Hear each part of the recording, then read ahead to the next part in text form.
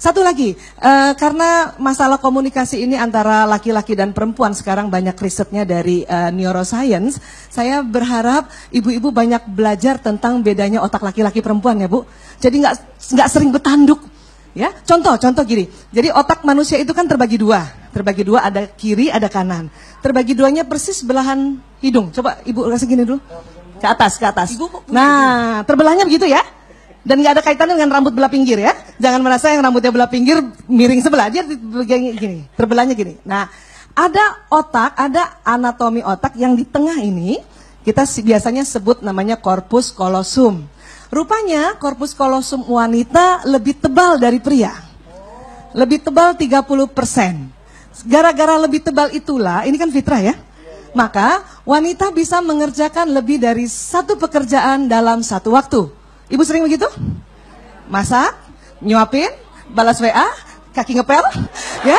Itu karena otak tengahnya perempuan lebih tebal 30%. Nah, jadi kita suka merasa kita multitasking, padahal itu fitrah. Nah, pria karena lebih tipis 30%, maka pria itu kalau mengerjakan sesuatu di depannya, itu cepat konsentrasi. Dan pada saat konsentrasi pendengarannya menurun. Ini yang membuat pria apabila mengerjakan sesuatu hal di depannya setelah lebih 10 menit, dia tidak akan mendengar apa yang wanita katakan padanya. Ini yang kadang membuat pertengkaran suami istri. Jadi kadang ibu kalau panggil suami yang sedang baca koran dan nonton TV, berapa kali panggilnya Bu? Berkali-kali kan? Apa rasanya Bu, kesel? Bukan suami tidak mau mendengar, memang mereka sedang konsentrasi, pendengaran menurun.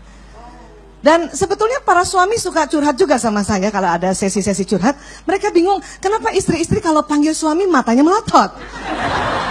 Kenapa? Karena suami nggak tahu kalau itu panggilan ketiga. Yang kita cantik tuh di panggilan pertama. Jangan gitu ya, Mas, dia nggak dengar karena sedang konsentrasi. Masih cantik kan? Panggilan kedua, Mas, nggak dengar. Mulai, Mas. Jadi pas nengok gitu kan. Jadi pas nengok, itu suami merasa kenapa sih kalau manggil melotot? Itu juga membuat suami itu tambah kesel, tambah juga merasa alah ya, percuma juga saya bikin sesuatu gitu. Jadi ini yang harus banyak selalu diingat, dipelajari juga. Karena ini nanti menyelamatkan, insya Allah, ya, iya. Dan juga tadi yang seperti Ustadz Maulana bilang, kita perempuan, betul itu. Dalam risetnya adalah karena otak bicaranya perempuan beda dengan otak bicaranya laki-laki. Otak bicara laki-laki programnya ada di otak belahan kiri saja. Perempuan kiri dan kanan depan. Pantesan cerewet. Cerewet itu komplikasi Pak Ustadz. Jadi karena cuma di belahan kiri otak bicaranya pria, maka pernah dihitung-hitung oleh ilmuwan, dalam sehari pria itu rata-rata komunikasinya hanya 7.000.